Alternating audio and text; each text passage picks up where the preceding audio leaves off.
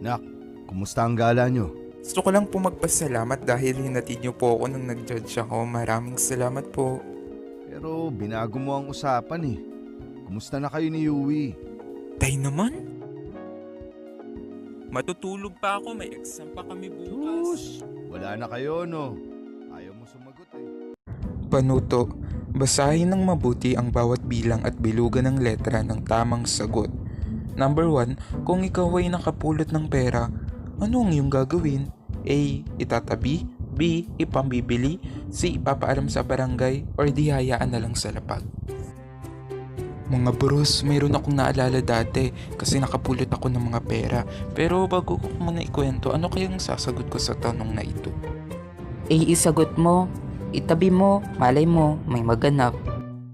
Hay, kung ako sa'yo masyado ka namang banal eh. B ang isagot mo.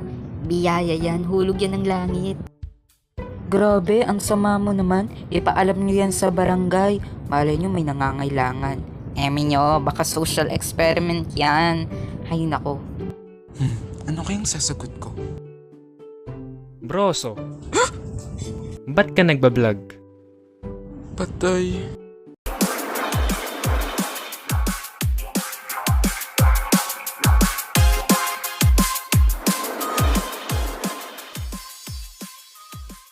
Bakit ka nagbablog sa oras ng klase?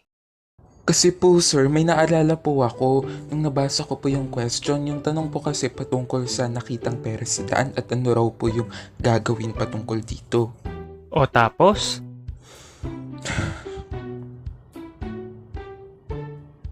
Kasi po nung 7 years old po ako, nakakita po ako kasi ng 20 pesos sa daan kung saan kami naglalaro at pinagtanong ko po to sa mga kababata ko kung kanino o may dumaang tao dito pero wala naman daw po. Kaya kinuha ko na lang to at inisip na biyaya. Saktong-sakto wala rin kami kasi pambili ng ulam kaya binigay ko na lang kay mama. Niyak naman ako sa kwento mo.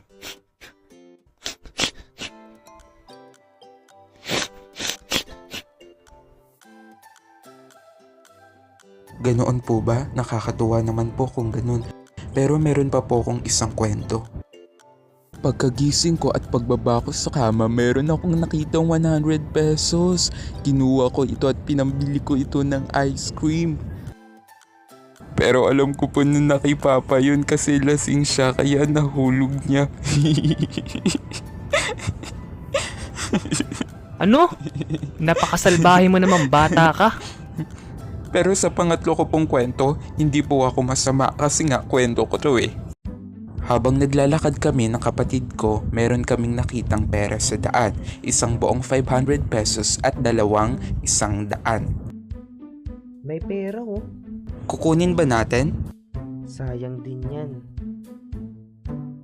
Pagkakuha namin, tinanong namin sa mga nakatambay kung kanino ito. Sa akin yan. Uy, salamat ha dahil kayo ang nakapulot. Kung sa ibang tao ito, baka di na nasa ole. Pambili pa namin ito ng ulam para sa hapunan.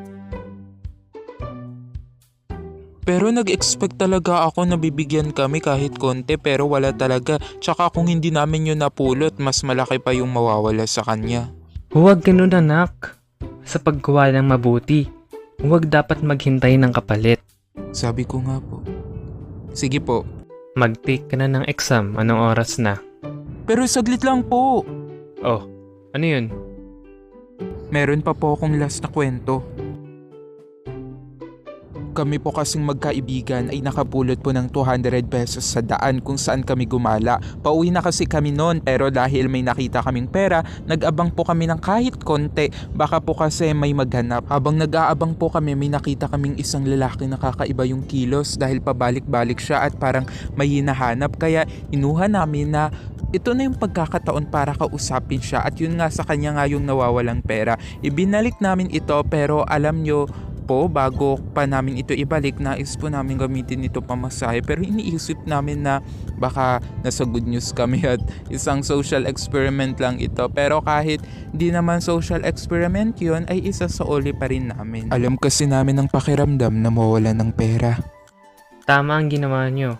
Social experiment man yun o hindi, dapat patuloy pa rin gumagawa ng mabuti. Sige, mag-exam ka na. Sige po.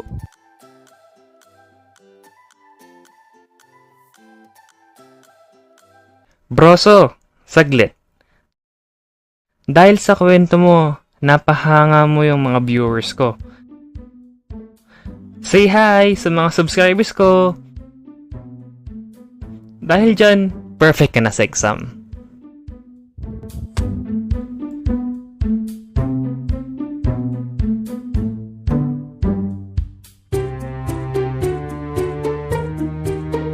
Naalala ko pa pala.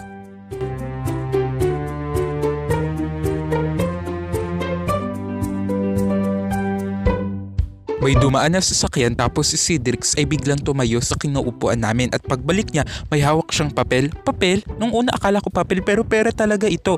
Umabot ng 1 linggo at binalikan namin yung tindahan, tinignan namin yung page pero guys walang naghahanap. Kaya naisip namin na baka nahulog ito ng driver or kaya sadyang hinulog ito ng driver para sa amin. Joke. At yun nga pinanjollibee namin kasi sayang naman pero guys pinag-isipan muna namin bago namin tong ipan-Jollibee ha. Nakukonsensya din kasi kami.